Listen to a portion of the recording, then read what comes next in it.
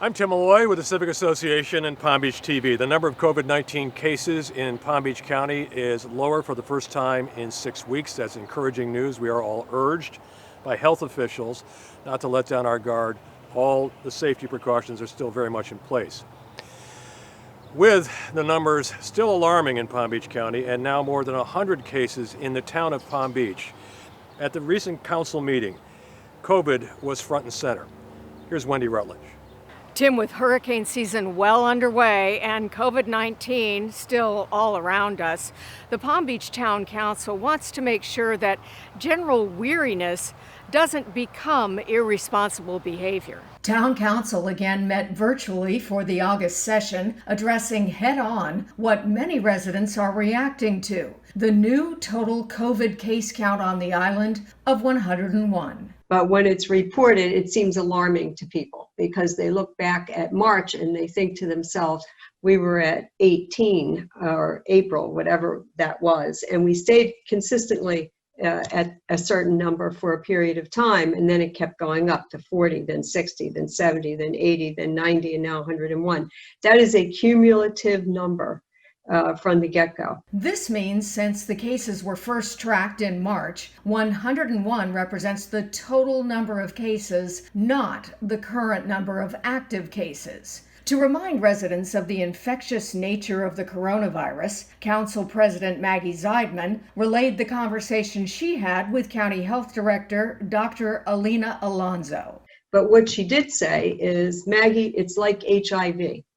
So whoever you are with, if you decide to go to lunch, and I think this is the important message, if you decide to go play tennis in the morning and then you go to lunch with your friends, the important message there is that just like with HIV, whoever, I hate to use this as an example, but it's pretty descriptive, whoever they have slept with, you are sleeping with.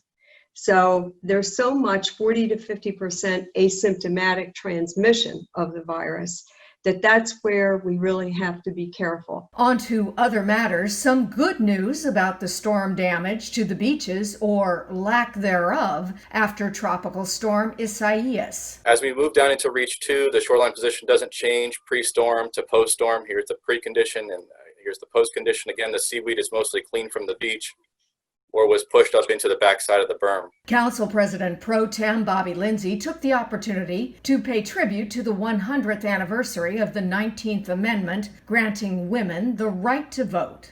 I really want to recognize today the efforts of multiple generations of American women of all races who began in 1848 and worked tirelessly for women's rights, and especially for the right to vote. Rounding out a very busy agenda, the much-anticipated report from architectural firm Fairfax and Salmons on ideas to improve Lake Drive Park adjacent to the town marina. Suggestions include diagonal parking along Lake Drive, graceful paths from street to water's edge. But the big items include relocating the lake trail to border the water and relocating transformers to a less obtrusive spot. So we're hoping that we can move them so that they're next to the parking lots and able to be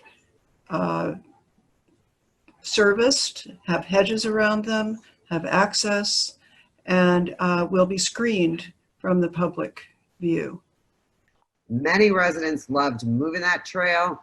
And I thought, as I said, the minute I saw it, move it, give us more green space. Residents will have a chance to weigh in on the redesign of the park at the next Landmarks Preservation Commission meeting, August 19th. For the Palm Beach Civic Association, I'm Wendy Rutledge reporting. It is a long way off and way too soon to determine whether it's going to be a threat to South Florida. But the assembly line of tropical systems continues. There's one out there right now. It will be the 10th system of this early hurricane season. If it is to be a threat to Florida, it will be days away. One factor that is mildly troubling is the storm-limiting Saharan sand that has been crossing the Atlantic is now subsiding. That and what may be the warmest waters ever recorded could add fuel to any storm tracking west.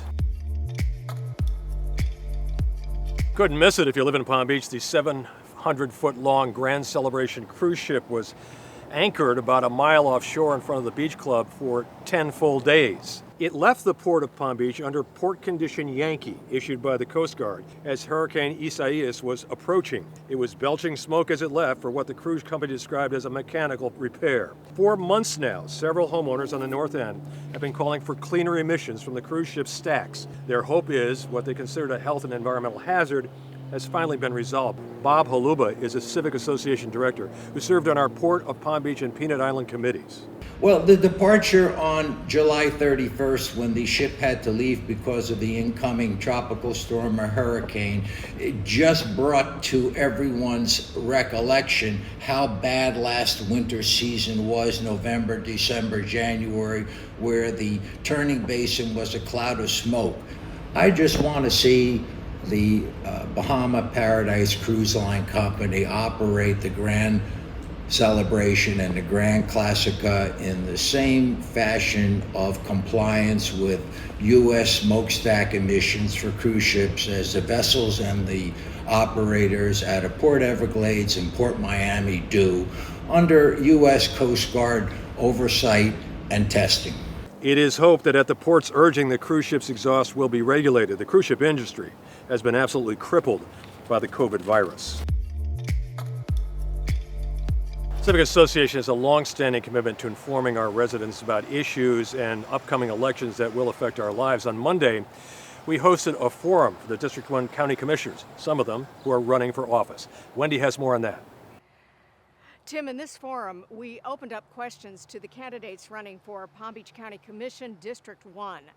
District 1 actually runs from the middle of Palm Beach Island all the way to the north end of the island.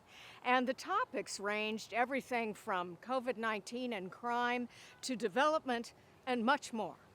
There are 3 candidates running for the District 1 seat on the Palm Beach County Commission: Karen Marcus, Maria Marino, and Calvin Turnquest. All 3 were invited to participate in the virtual forum hosted by the Palm Beach Civic Association. Marcus and Turnquest accepted. Moderated by veteran news anchor Jim Sackett, the candidates were asked their positions on everything from mandatory masks and the county's actions to control the spread of coronavirus to taxes, traffic, crime, and development. Here's a brief excerpt from each. Some of the priorities I'm looking at if I get elected, and with my experience, when I get there, I know what to do and how to do it, is to work on the Lake Worth Lagoon cleanup. I also want to continue to work on Peanut Island and the Kennedy Bunker and the status of that. And of course, monitoring the port and their attempts to widen and deepen it. I want to be a unifying voice in the community, because in this environment where we have such divisiveness and between police officers and the Black community, I think that I am positioned well to be a unifier between all demographics, not just Blacks and whites and law enforcement, age and socioeconomic groups. So I'm looking to be the one that people can turn to and be that voice when things are disrupted in my community. To watch the full forum, log on to palmbeachcivic.org. And don't forget, the election is August 18th. I'm Wendy Rutledge reporting. The forum was sponsored by the Stanley M. Rumbo Jr. Legacy Society. If you want to see the whole thing, it's available on our website, palmbeachcivic.org. If you live in Palm Beach in the town, you've no doubt marveled at those trucks going by with those giant, newly transplanted trees headed to properties on the island to survive and to thrive. The glacial pace of this massive 60-year-old banyan through Palm Beach Saturday was an absolute eye-popper. Accompanied by a state police escort, the 40,000-pound tree was headed to a new life on the north end. The process, meticulous and very involved, says the man whose job it was to safely deliver the banyan and was behind the wheel on the 60-plus mile journey from Miami shores where the transplant began. A lot of planning, it's consumed the last 2 weeks.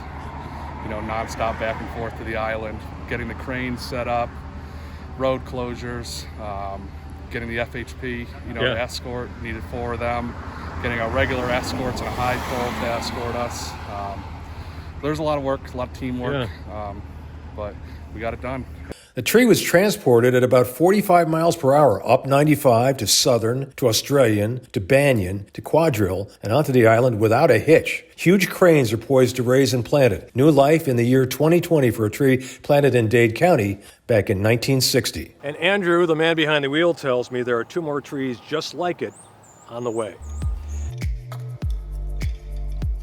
Let's turn to the Atlantic Ocean, to Lex the lifeguard. And again, as we mentioned earlier, there is a system out in the Atlantic way out there. We don't know if it's a threat or not, but we always keep our eye on these things. So let's go to our resident lifeguard about the beach, the seas, and what we need to know. So the tropical system doesn't look like much, which is good. So let's just today talk about surfing. You don't think, or I don't think of Florida as a surf nirvana. I mean, but tell me. Yeah, I mean, it's not California, obviously. The Pacific Ocean is way more lively with tropical or cyclones and hurricanes and storms and things that produce waves. In Florida, we have to kind of wait for a certain time of year. Yeah. Hurricane season, which is, now until September. And then that kind of starts the season of, when up north they get like the nor'easters, the big windstorms and stuff like that. The back end of those windstorms actually send down to us really nice, clean groundswell systems. But I mean, it's all wind dependent, tide dependent. And you said that Palm Beach actually is ranked, this town is pretty good for surfing. I would say Palm Beach is like number 3. And probably in the top 10 on like the eastern seaboard. The super clean, blue, pristine waters, obviously the landscape, everything like that. There's a couple spots on the island that are world renowned. I mean, I've traveled around the world surfing, and I've name dropped certain places here, and people know what I'm talking about. But you don't want to give up those names because you don't want everybody to work. Can't do that. So, surfers watch for days. We'll wrap it up with this. Surfers watch for days to know when it's going to be good, or is it instantaneously? Yeah, weeks. I mean, there's numerous apps out there that you can get: Surfline, Magic CV, Swell Info. Surfline gives you a 17-day forecast. The forecasters will actually watch, different buoys between like the Canaveral and the Fort Pierce buoys and stuff like that. It'll give you swell height, swell direction, swell period. It'll give you wind readings, everything that you need to know. And there's some guys out there, local guys that I know personally, that can forecast storms and forecast swells like a month in advance. No kidding. Yeah. We have 2 important reminders for you this week that could improve your life, maybe even save it. The first is File of Life. This is a medical history form available on our website at palmbeachcivic.org. Town of Palm Beach Fire Rescue urges you to print 2 copies.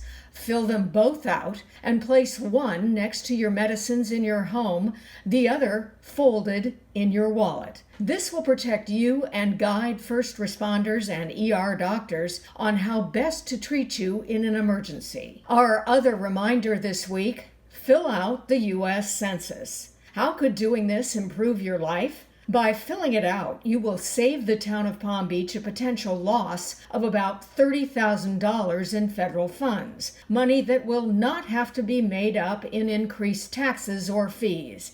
And that goes for every single person who resided in Palm Beach as of April 1st, 2020. Just click on this link, my2020census.gov, to fill out the census and do your part for yourself, your community, your town. I'm Tim Malloy with the Civic Association and Palm Beach TV. And membership matters, of course. If you are a member, we hope you will renew your membership. If you aren't a member, we hope you'll join us. Come along with us. We try to keep you informed with our newscasts every week and updated whenever anything big breaks. Be safe. We'll talk soon. And here's some shots of the Atlantic Ocean.